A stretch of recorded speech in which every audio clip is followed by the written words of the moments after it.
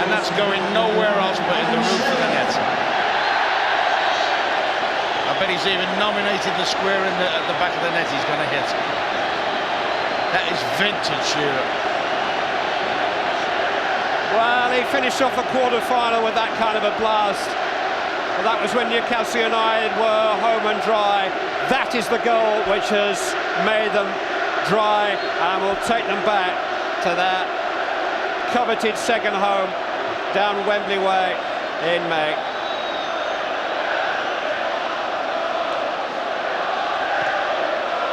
Surely no way back now for Tottenham Hotspur.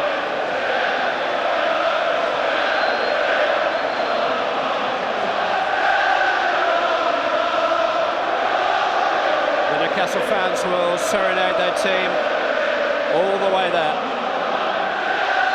Ferguson's challenge on Carr is penalised. Tottenham's frustration surface. They've had their day in the Wembley spotlight this season. Their reward is Europe and a bright future under George Graham, but this looks like Ruud Gullit's day.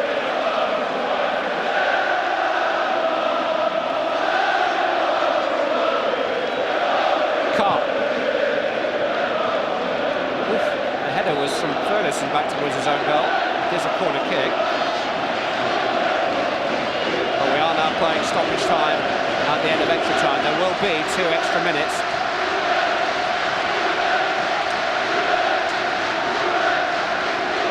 That's for sure for Spurs.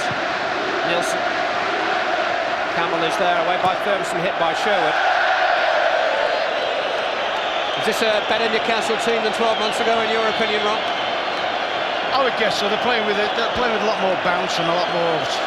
I don't say pride because they were playing not bad this time last year, but I don't know. There's more of a belief about them, more control when they're in possession, certainly the midfield area.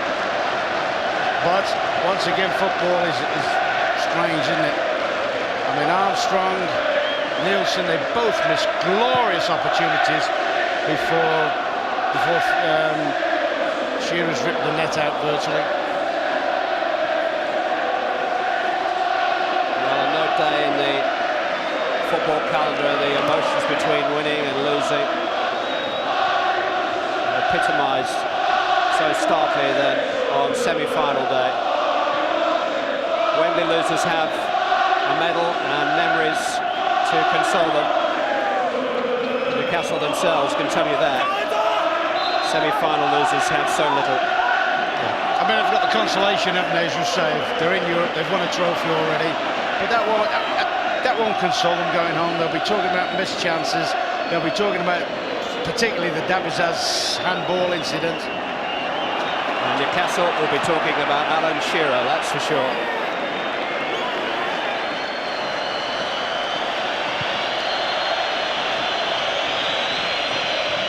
Away by the man of the match, Griffin. There'll be a scramble for places now because Charvet missed the game through injury today. Domi missed the game through injury today. Stephen Glass might just be fit for Wembley. This is Alan Nielsen, meanwhile. Oh, you'll see those injuries clear up now. I don't think Duncan Ferguson will be back in the treatment room for a while either. I tell you what, the physio will be able to lock that for the next 3 weeks. Well, beaten finalists returning to Wembley, there have been a lot of them. And Newcastle United join the line. They're going back to the scene of some of the greatest days in Newcastle United's famous history. Back to the scene of one of the worst days in their history last May. Newcastle United are FA Cup finalists again. The Avenger, Alan Shearer. Semi-final winners at Old Trafford for the 2nd year running, thanks to the goals of Alan Shearer for the 2nd year running. This marvellous club, which has not been the recipient of a major trophy for 30 years, whose FA Cup glory days were mainly in the 50s. It's Ruud Gullit's first year in charge, and he's taken them to the final with a 2-0 win here at Old Trafford.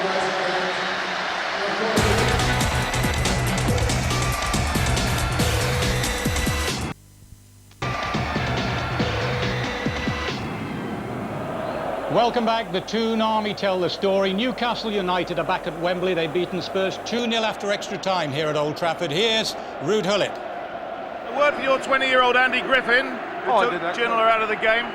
No, it's not that. I already told. It's not about man marking. It's about how the team plays. And Ginola couldn't do nothing because the team played as a unit.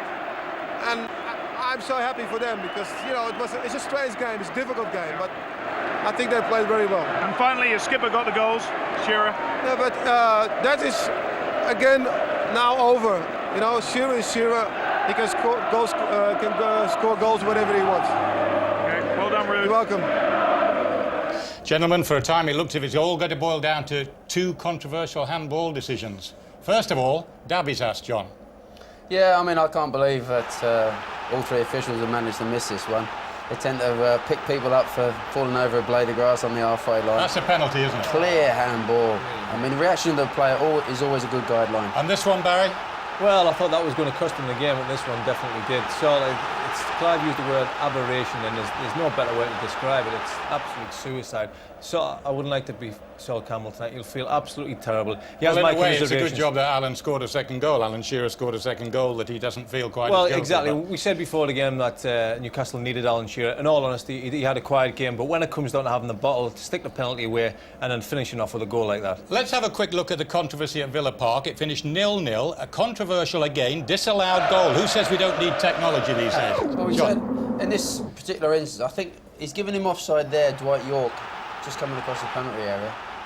And then, of course, Ryan gets in an excellent cross. I think York, in fact, flicks it on before Roy Keane finishes How with can the you give him goal. offside? Ryan Giggs plays the ball for himself. He flags now. What's his flag here? What's he flagging for, though? How's it offside? Because he's playing the ball through for himself. Nothing to do with the game, really, is it? Absolutely nothing at all. I mean, Roy Keane had one disallowed off Teddy Sheringham during the week, and Manchester United are so unlucky with that. That should be a goal. That's Alex a wrong wouldn't decision. be happy with that. You wouldn't be happy with that, would you? No, I don't think Alex would be George happy. wasn't happy here. No, George wasn't happy at the end either. But certainly Alex won't be very happy with that. It does appear that it was a mistake, but they've got to go back and do it again on Wednesday. Newcastle did well in extra time, didn't they? Well, Ruud Gullit said they're a much better unit now. They defended quite well. I think Spurs had the chances. Spurs' finishing was quite poor in the end. I think Everson as well and Nielsen had a chance to finish it off. OK, now don't forget we'll have highlights of the Manchester... Played low and